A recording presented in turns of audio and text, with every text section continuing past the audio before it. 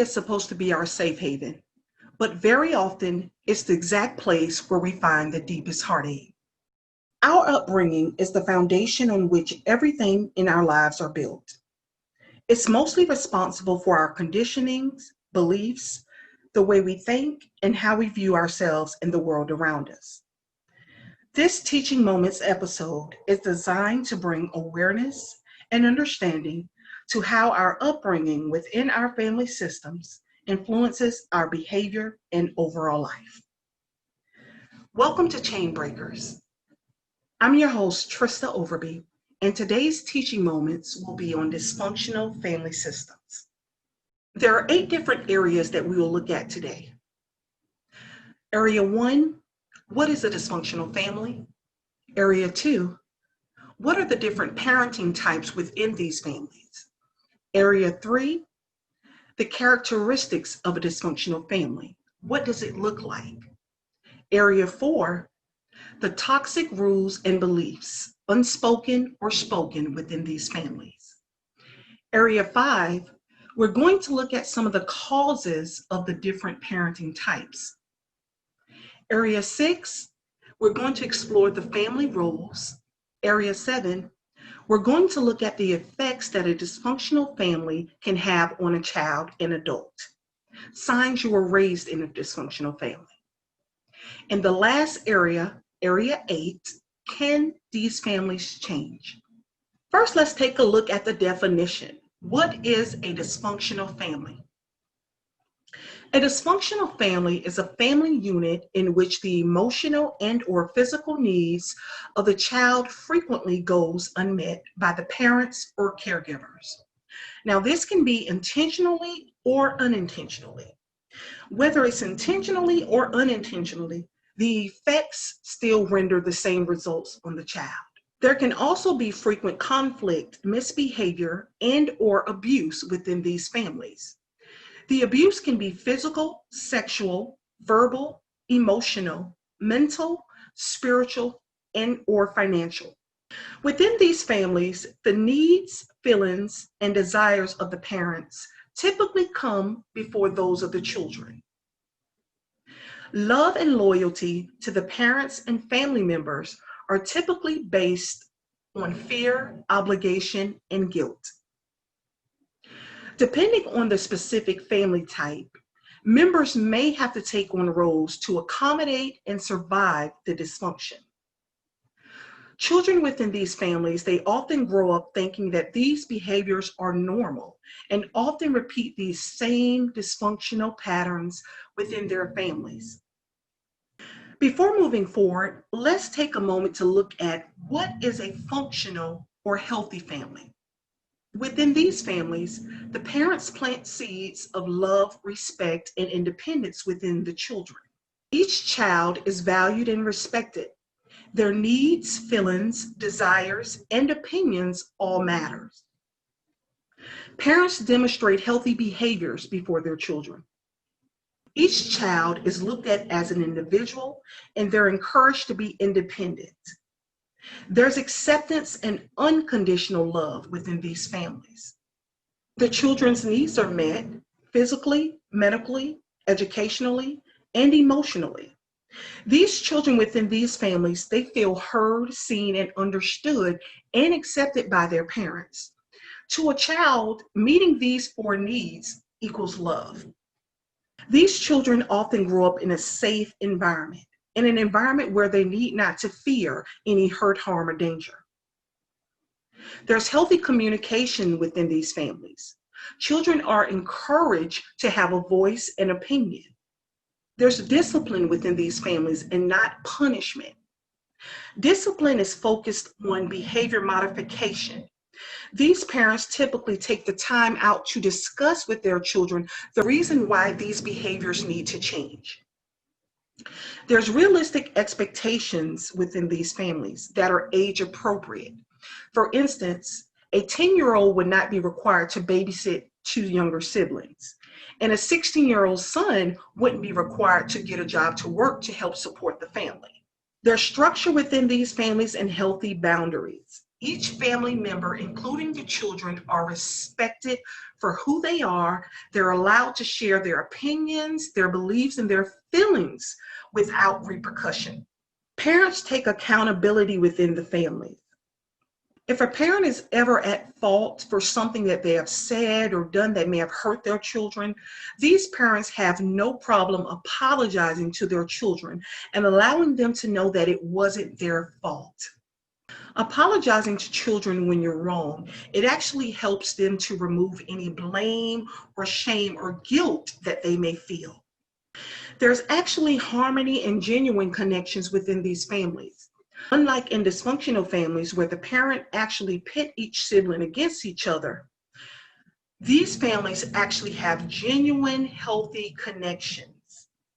Each child is encouraged to be close to one another, and each parent have a healthy connection with each child individually.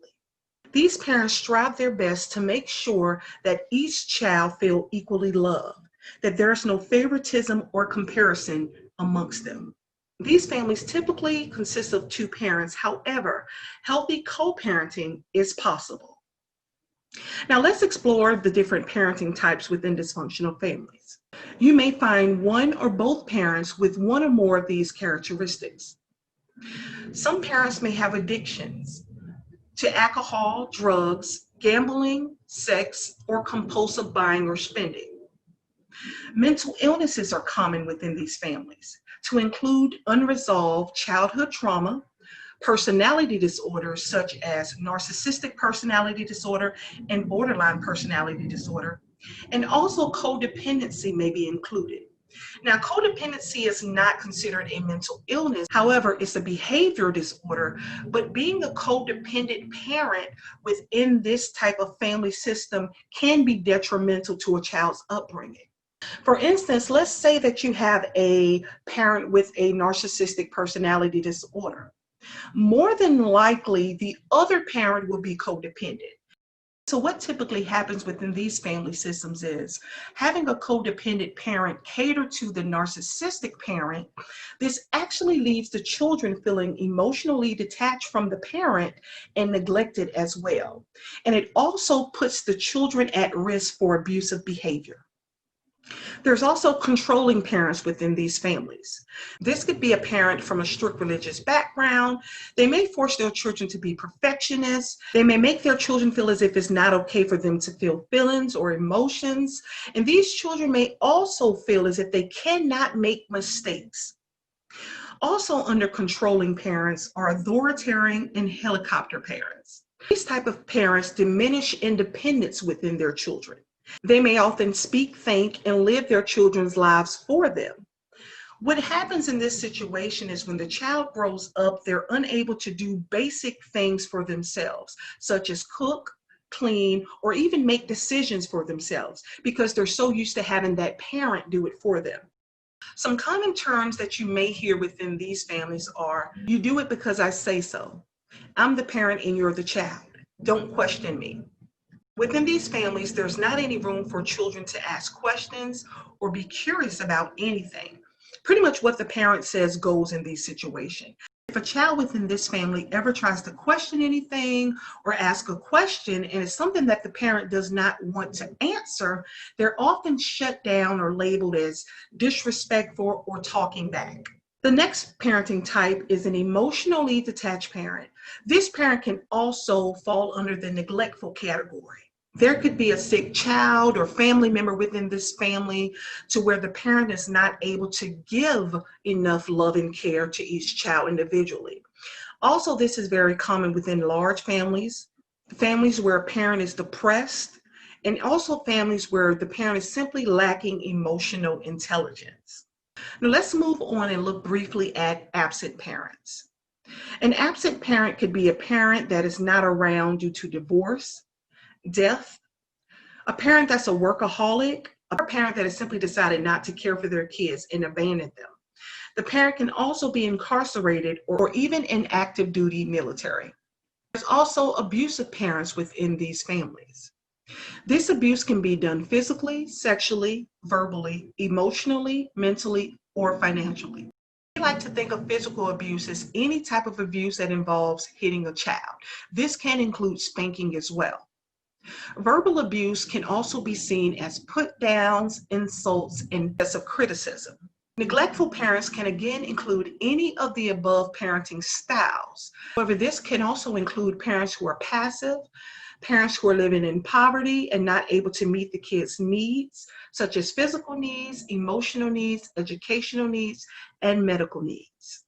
We must remember that emotional neglect equals rejection to a child. And I personally believe that emotional neglect is responsible for a lot of what we're seeing in our society today. The lack of love and isolation that a lot of people are experiencing. Dysfunctional families are typically always an outgrowth of troubled parents. Now let's look at some of the characteristics of a dysfunctional family. What does it look like? Typically within these families, needs of the child go unmet. Now, it may not be every single need because there's different types of needs, but what I believe to be the most unmet need within these families, as I said before, is emotional neglect. And this could simply be done intentionally or unintentionally. But parents may simply not have the tools to be able to give children what they need in that area.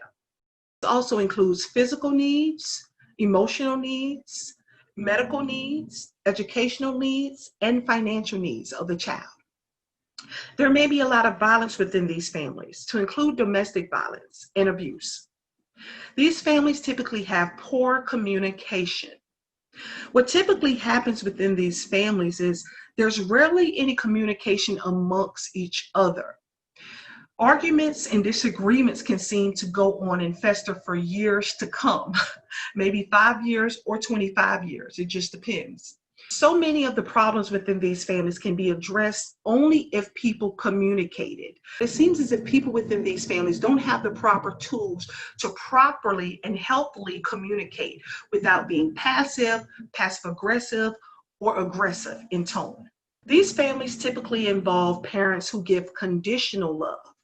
Conditional love means that the child only gets any type of approval when it's something that fills the needs and desires of the parent. There's lack of respect and acceptance within these families. Very often within these families, the only opinion that typically matters is the parents. Children don't seem to have a voice within these types of family systems.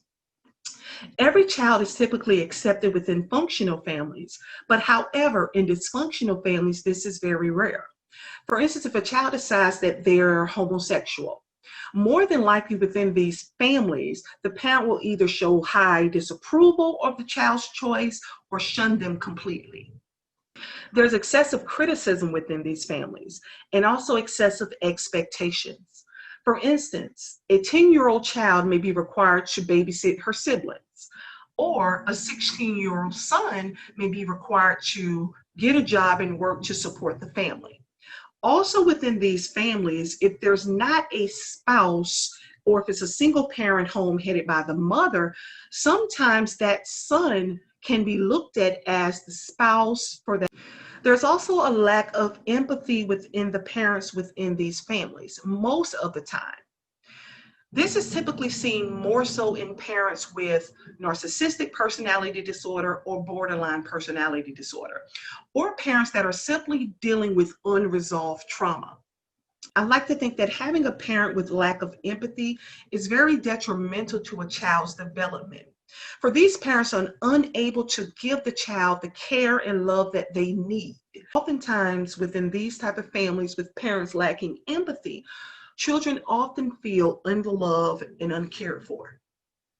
Empathy simply means that the parent is able to understand what the child needs and how they feel. They're able to put themselves within that child's shoes. Also, parents without empathy, they tend to lack self-awareness. And this makes it hard for parents like this to apologize when they're wrong or admit when they have made a mistake. Also within these families, there's a lot of unpredictability, fear, and feelings of being unsafe. For instance, in a family with a mental ill parent or a parent with an addiction, such as alcohol, These children may feel as if they're walking on eggshells with this parent because one moment the parent may be nice, loving, and kind, and the next moment the parent may be explosive, having mood swings, or abusive. So this puts a child in a place of hypervigilance. So the child is not able to relax, and they just never know when the next outburst or anger moment will come. Also within these families, there's a lot of fear, obligation, and guilt felt by the children and the adult children as well to meet the parent and family expectations and needs. There's a lack of genuine connection and intimacy within these families. For instance, on social media, the family may appear to be this happy, healthy family in order to keep up images and appearances, but however, behind closed doors, there's no genuine connection between siblings. There's no genuine connections with parents. And oftentimes there's a lot of favoritism and comparison going on in these families. This often leads to a lot of sibling rivalry and family jealousy. I like to think that this is due to the lack of attention, love, and affection within these families. Depending on the parent type, you may also find the parents competing with the children for the little bit of love and attention that's in the family. Again, this can cause a lot of family jealousy because they believe that the attention and love that you're getting is something that they deserve. There's a lot of lack of boundaries and enmeshment within these families. People aren't respected for having differences of opinions, different feelings, or emotions. Within these families, it's often expected for everyone to feel and think the same exact way. Oftentimes in these families, you may even see parents refer to their children as their friend or their only friend or their best friend. That's typically an unhealthy enmeshment where boundaries are being crossed or there's no boundaries at all. Parents within these families can also be very controlling and manipulative in order to get their needs met. There's often a lot of guilt trip within these families. For instance, if your father wanted $100 and you may have the $100, but you may be saving it for something else, or you may simply not want to give it to him, but because he's the father and his needs come first and he expects his children to do whatever he asks, you may often find yourself being a victim of emotional and psychological abuse. These parents may manipulate you and they may guilt trip you in order to get their needs met. There's lack of independence and individualism within these families. Again, a lot of people within these families are expected to believe and think the same way. Anybody who's unique or different within these families will often be forced to conform into the family's norm.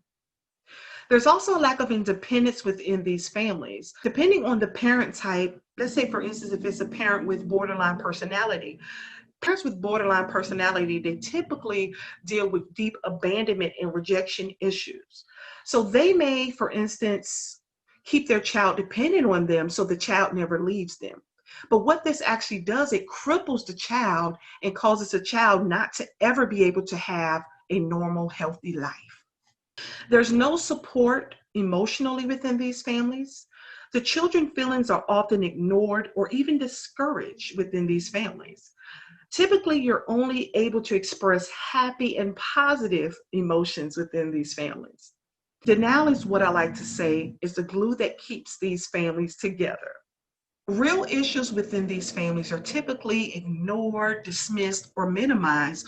Or if there's a scapegoat child in that family, they're typically blamed for all the parents' or family problems so that they would never have to look at them or take accountability.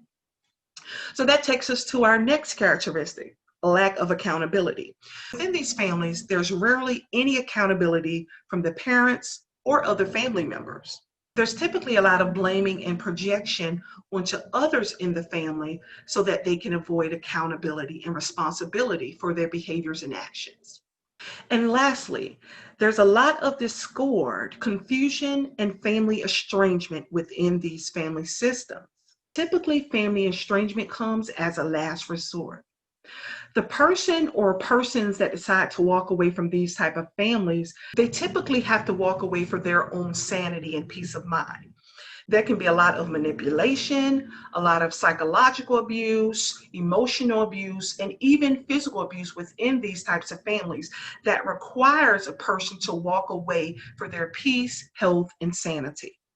But one thing we must remember, and we'll get into it a little more as we get to the dysfunctional, toxic rules and beliefs in these families.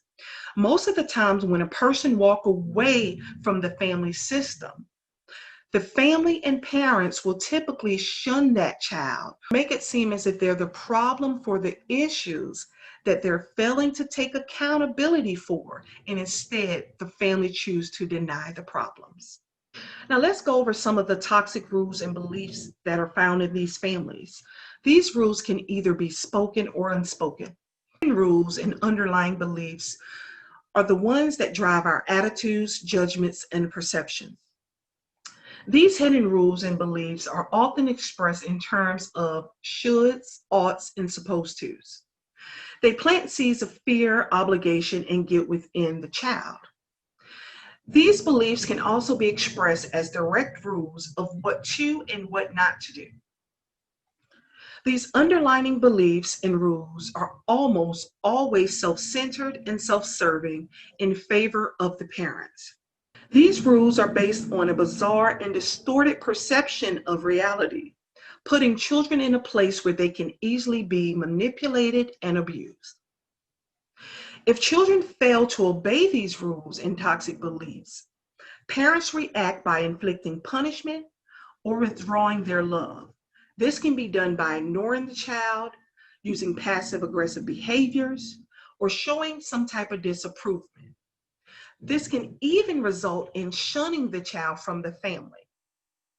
What typically happens when a child decides to walk away from a family or simply decide to buck the family system and not obey the toxic rules and beliefs, these parents will often punish these children and make them seem as if they are the problem, when in actuality, it's not the child that's the problem, it's the family system that's the issue. Consequently, most children blindly follow and obey the toxic family rules simply because they don't want to be punished. And even more, these children don't want to be seen as traitors to their family by not obeying, no matter how awful their position, their family, or parents are. Now, let's look at some of these toxic rules and beliefs a little more in depth. There's often a rule within these families to don't trust. Don't trust anyone outside of your family. They don't mean you well. Don't tell. Secrecy is big within these families.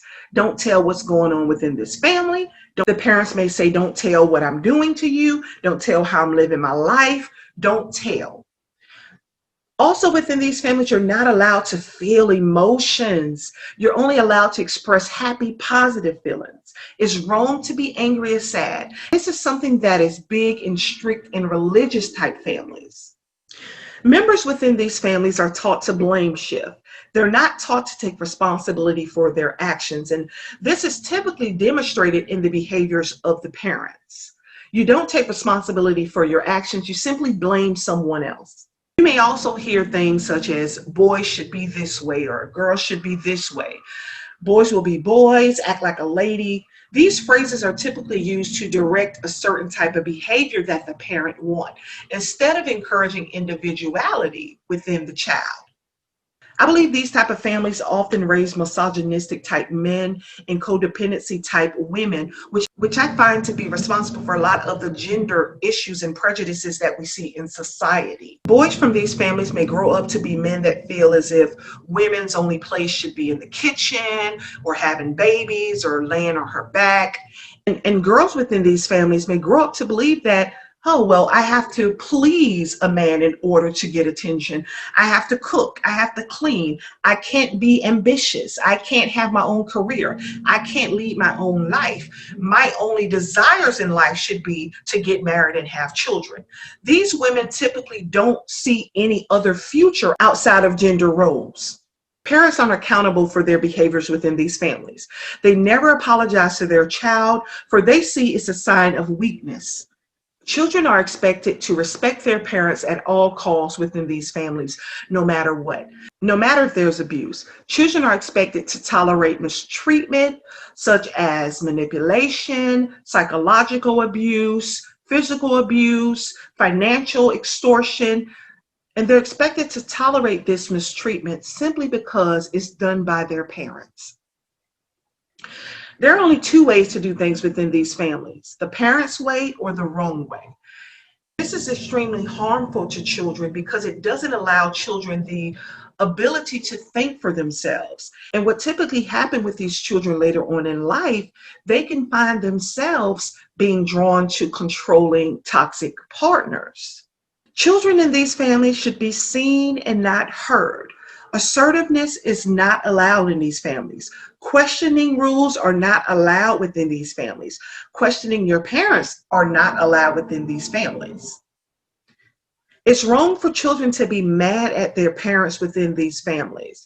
I find this to be the cause of a lot of the repressed anger that we see within society, a lot of the emotional dysregulation that we see within people, a lot of the displaced anger as well. For instance, you and that parent may have a closer relationship, but because that sibling has an issue with that parent and they're taught, oh, well, I can't be mad at my parents, they may target you because they see you as someone as being close to that parent, and they may be envious and jealous of you because of that position.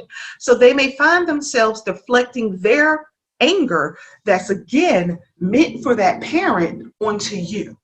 There's also rules in some families that you aren't supposed to be more successful than your father. You can't be happier than your mother. Again, I find this to be more common in families where there's more of mental illnesses such as personality disorders. These type of parents are what I believe to have deep-rooted trauma issues, and they may find themselves resenting their children for having a better life than they did. You aren't supposed to lead your own life in these families. You're supposed to do exactly what your parents want you to do. You're supposed to be what your parents want you to be. You're supposed to live out your parents' dreams and not your own. Don't ever stop needing me is another rule that's found within these families. A lot of these parents, again, they're dealing with unresolved trauma and abandonment issues. This can cause them to cling to their children and become overly enmeshed with them and not allow their children to grow up simply because they fear the abandonment. So these parents may do things such as keeping their child dependent upon them financially so they won't leave them, all because they fear that abandonment, okay? This is seen more in, again, narcissistic parents and borderline personalities.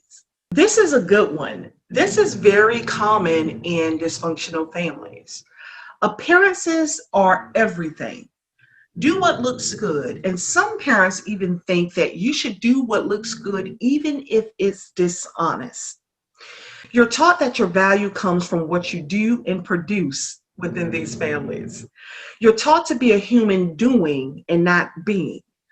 You may find yourself reaching for the next goal, the next achievement, because within these families, you were valued by your parents only when you made them look good, only when you made them proud, only when you were doing something that was praiseworthy in their eyes. Don't be a bother or rock the boat.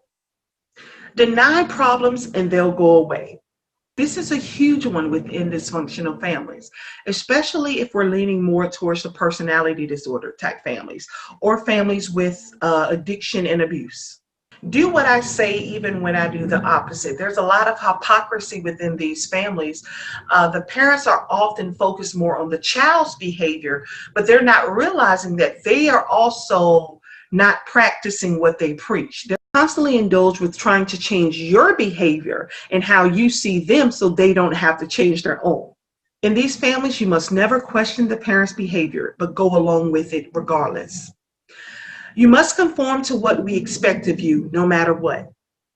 And lastly, your needs are not as important as the parents' needs within these families. Let's move on to some of the causes. Some of the causes of the parenting styles within these families or unresolved parental trauma. I like to think that dysfunctional families are simply an outgrowth of troubled parents. Dysfunctional family starts with dysfunctional parents. It's never the child that caused these issues. Even though a lot of these parents may try to blame the child and make them responsible for the family problems, at the core of it, if we're honest, it's the parents that causes these issues within these families. Parents within these families can not only have their own unresolved trauma, but they can also be repeating dysfunctional family or cultural patterns within their families. These parents also typically have a lack of emotional intelligence and a lack of emotional maturity. They're not able to be the type of parents that children need in order to develop and grow into healthy, secure adults. Again, it all starts with the parenting. Let's briefly go over some of the family roles that are found within these families. Now, all of these roles may or may not be presented within your dysfunctional family. It just depends. Everything depends on the type of parent that we're dealing with, whether this parent has any empathy or self-awareness, the amount of children that's in this family, as well as the mental state of the parents, okay? Some of the common family roles are the caretaker or enabler, the golden child, the scapegoat, and the lost child. Now, the caretaker or enabler can be either a codependent parent or spouse or a child. This person enables the dysfunctional parent by taking on their responsibilities. They may also make excuses for them in order to save them or make them look good to others. This person often takes responsibilities for the emotional, physical, and or financial well-being of the family or the parents. They may often assume a parental role to their parents and siblings. The golden child in the family is the one who can do no wrong within the parents' eyes. Typically, this child is what I call the conformer. They typically have similar traits to that of the parent. All of their mistakes and wrongdoings are overlooked and justified by the parents. This child can also possess something that the parent wants that can make them look good, or they may simply be following rules or doing something that the parent approves of. This child may be the child that gives the parent bragging rights. The scapegoat within this family is typically the person that is blamed for all the parents and the family problems. This is done so that the family members don't have to take responsibility and face the reality of the issues. This person can also be the family truth teller that calls the family out on the lies and refuse to deny the real issues that are going on in the family. And last, I want to discuss the lost child. This name pretty much speaks for itself. This child is also known as the invisible child. This child can also be a loner. This child is often overlooked and neglected by the parents themselves. Within a more narcissistic or borderline personality type family, the golden child can also be the child that have made similar mistakes as the parent. And because this parent deals with deep shame, they're going to also erase or overlook or justify the behaviors of this child, because looking at this child's mistakes or admitting that this child has made a mistake, a lot of what goes on within parents that have personality disorders, including narcissistic personality disorder and borderlines, they typically project onto their children. So for instance, the example that I gave with the golden child's mistakes are overlooked because the parent wants to overlook their mistakes. The scapegoat is typically targeted within these families because the parent does not want to face reality. So what they actually do is they blame the scapegoat for all the family problems, including their problems. They believe that if I can blame someone else for the issues, I don't have to take responsibility for them. So a lot of these roles within these families are simply to accommodate the parent. Now let's look at some of the effects that being raised in a dysfunctional family can have on a child. Here are some signs that you were raised in a dysfunctional family. And a lot of these signs are pretty much just straightforward. Feelings of low self-esteem or self-worth, which further leads to damaging intimate relationships, loss of confidence, feelings of inadequacy, paralyzing fear, unfocused rage, depression, anxiety, procrastination, self-sabotage, and many other destructive behaviors. You may be a people pleaser. People pleasers are approval addicts. They constantly seek affirmation. A lot of people pleasers only felt as if they received approval from their parents when they were obeying or when they were meeting the needs and desires of that parent. You have difficulty feeling, identifying, and expressing your emotions. You may often get uncomfortable around people that are more in tune with their emotions or highly sensitive people that feel emotions deeply. You may feel uncomfortable around these people and you may find yourself shutting down the conversations or running away from these people because these people expressing their emotions can make you feel uncomfortable with emotions. So if you're the type of person that don't like when people express their emotions, you may be someone who has suppressed your emotions as well as your childhood memories. You may take yourself very seriously and feel guilty whenever you try to relax and have fun. You feel different than other people. You may feel as if God loves you less and wants to punish you more. People raised in these families are typically terrified of angry people or personal criticism. They usually attempt to control circumstances and relationships and overreact to changes over which they have no control. They often feel helpless, trapped, and victimized. They unnecessarily take on responsibility for other people and situations, then blame themselves when things go wrong. They are drawn to relationships with people they can pity and rescue. You often see this in a lot of codependent women. A lot of these women were raised to be fixers. So they may find themselves in a relationship, in a marriage with a man that wants them to fix them or a man that needs to be fixed. They would do anything to avoid the pain of abandonment and rejection. They have problems finishing products and difficulties with impulsivity and lying. They tend to become addicted to excitement and crises. I want to elaborate on a person that's addicted to crises a lot. These people could often become victims to their situations, and instead of trying to get help and get out of their situation, they may find themselves moping and complaining all day, every day. And this can actually cause a lot of stress to your friends or other family members who may just simply get tired of hearing this person complain because this person has no intentions of getting help. You may find yourself constantly entering abusive relationships. This is a big one. You may find yourself in relationships with people with the attachment styles of avoidant or anxious attachment styles. Now let's look a little bit at avoidant attachment styles. These are the type of people that typically ghost you. They're afraid of commitment. And anxious attachment styles are typically people who are very needy and clingy. You may believe that people close to you will hurt you or abandon you. You expect the worst from people and life in general. You don't know very well who you are, what you feel, and what you are. You have trouble with your identity. You're afraid that people wouldn't like you if they knew the real you. This is typically associated with rejection and abandonment issues. And you typically wear a mask and please people because you don't like who you are underneath. You may find yourself getting angry or sad for no apparent reason. You have a hard time relaxing or having a good time. You may even find yourself being frightened of your parents or caretakers, being afraid to express any anger towards your parents or express to them how you feel. All of your major decisions have to be approved by your parents, or there's some type of unconscious pressure to do so. You may have intense emotional reaction to spending time with your parents.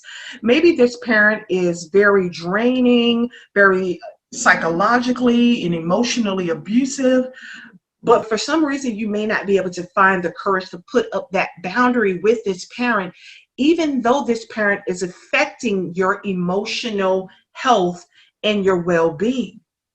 You may be afraid to disagree with your parents. You may even feel responsible for how your parents feel. No matter what you do, it is never good enough for your parents. And deep down inside, you have a constant hope that your parents will change for the better someday. Our last slide. Unsure of what a normal and healthy family functioning may be, or you have a high tolerance for inappropriate and disrespectful behavior. You often find yourself being within toxic relationships, and you may actually be married to a toxic partner. A lot of people from these families, when they typically hear the word dysfunction or, oh, this family is so dysfunction, they typically justify it by saying, well, no family is perfect. That is a tell sign that that person does not understand that all families are not dysfunctional, that there are healthy, functional families that exist. Because dysfunction has been this person's normal for so long, it's very hard for them to understand anything outside of what they know. These people have a very hard time trusting people and may also find themselves upset with God and have difficulty trusting Him. They judge themselves mercilessly. They may be their biggest critic and also find themselves to be their worst enemy. They disregard and even neglect their own needs. These people may struggle with regulating their emotions and mental illnesses. You're a perfectionist. And lastly, in a way, no matter how much you may say you're not going to behave this way, but you find yourself behaving exactly like your parents. Now let's ask ourselves the tough questions. Can these families change? The simple answer is yes. However, it depends on the parent type and the family situation. If there is no awareness within the parents or within the abusive family member, change will never occur. There also must be some type of desire and willingness to change.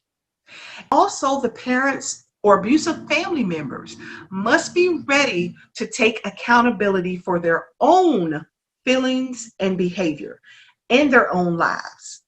If you're watching this and you're at the point to where you want to work on your family unit, I would encourage you to contact a therapist in your area today. Visit www.psychologytoday.com to find a family therapist within your area. I want to thank you for tuning into our Teaching Moment episodes on dysfunctional family systems, and I hope that you learned something from this. Always remember that the internet is filled with a tremendous amount of resources that can bless you and help you on your journey as well. So I would highly encourage you to do your own research in addition to what you learned today. Make sure to tune in to Chainbreakers Talk Show every Wednesday at 8 p.m. Eastern Standard Time via Facebook, Instagram, and YouTube. Be sure also to like, follow, subscribe, share, and comment, for we would love to hear from you. Until next time.